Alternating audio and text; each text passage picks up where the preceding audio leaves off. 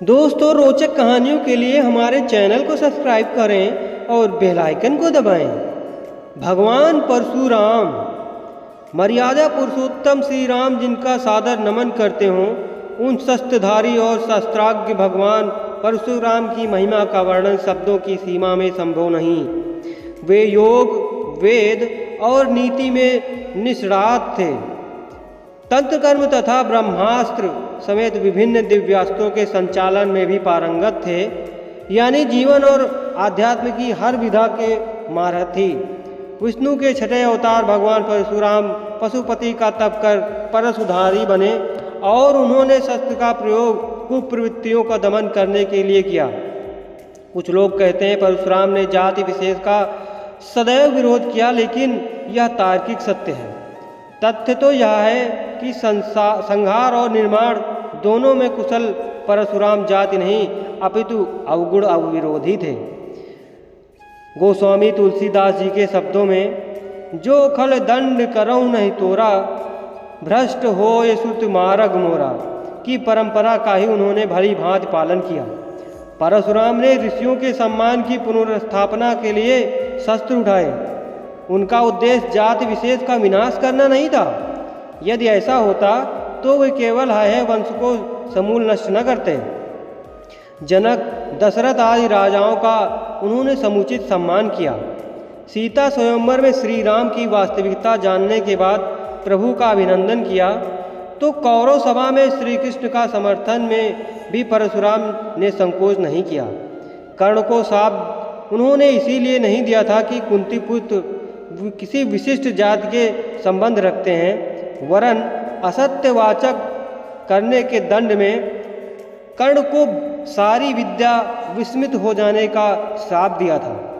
कौशल्या पुत्र राम, देवकी नंदन कृष्ण से अगाध स्नेह रखने वाले परशुराम ने गंगा पुत्र देवव्रत यानी भीष्म पितामह को न सिर्फ युद्ध कला में प्रशिक्षित किया, बल्कि यह कहकर आशीर्वाद भी दिया कि संसार में किसी गुरु को ऐसा शिष्य पुनः कभी प्राप्त न होगा। पौराणिक मान्यताओं के अनुसार अक्षय तृतीया को ही त्रेता युग का आरंभ हुआ था। इसी दिन यानी वैशाख शुक्ल तृतीया को सरस्वती नदी के तट पर निवास करने वाले ऋषि जमदग्नि तथा माता रेणुका के घर प्रदोष काल में जन्मे थे परशुराम।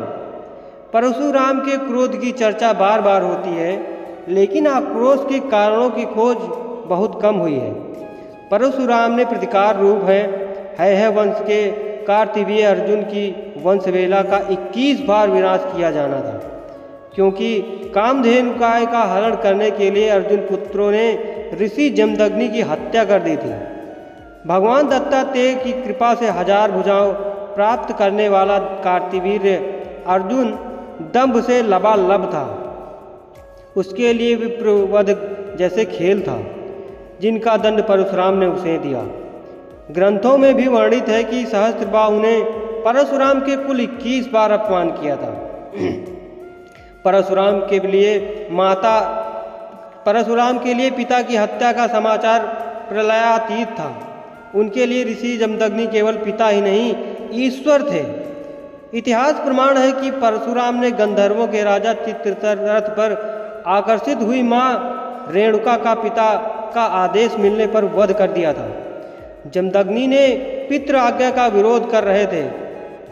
पुत्रों रुक्मान, सुकेड़, वसु तथा विश्वनाश को जड़ होने का श्राप दे दिया, लेकिन बाद में परशुराम के क्रोध पर उन्होंने दयावश पत्नी और पुत्रों को पुनर्जीवित कर दिया था। पशुपति भक्त परशुराम ने श्री राम पर भी क्रोध इसलिए व्यक्त किया था क्योंकि अयोध्या नरेश ने शिव धनुष तोड़ा था।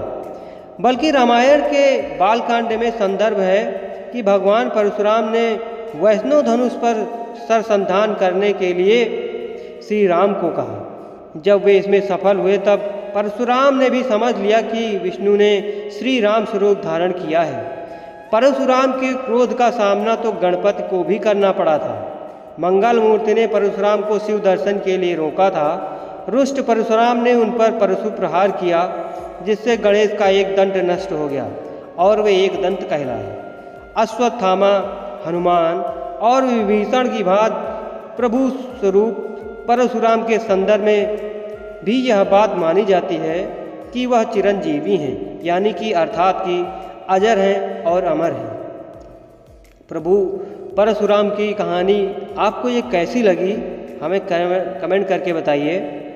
वीडियो अच्छी लगी हो तो लाइक कीजिए, शेयर कीजिए और हमारे चैनल को सब्सक्राइब करके बेल आइकन को दबाइए। धन्यवाद।